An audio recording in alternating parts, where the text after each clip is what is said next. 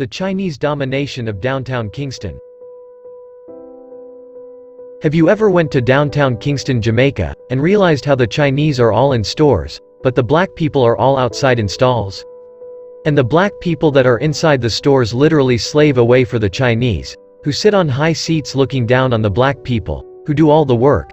The Chinese people only handle the money, while the black people do literally everything else.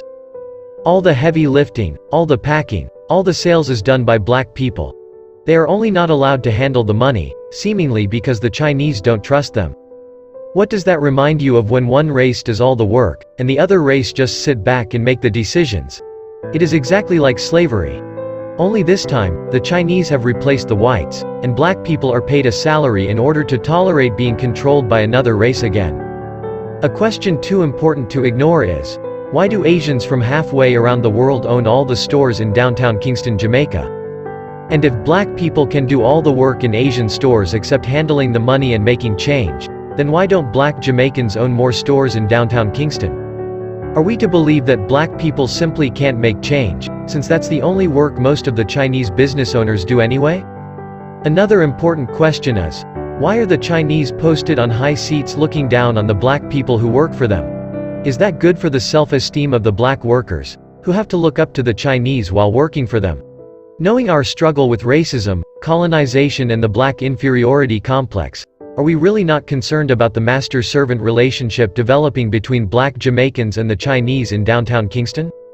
Is Jamaica prepared to welcome a new racial master after 500 years of brutal oppression and racism under European colonization? Why do Jamaicans have to work for the Chinese anyway?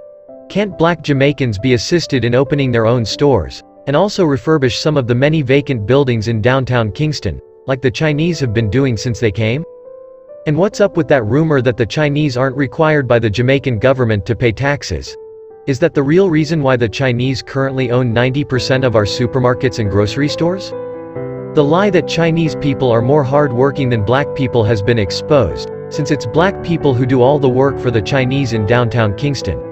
Except for making change, of course, because apparently making change is what's stopping black people from owning their own businesses in their own country. Look at all the foreign-owned businesses downtown and beyond. Black people do all the work except making change, yet we are told that black people can't do business. Can you make change? Can you do basic mathematics?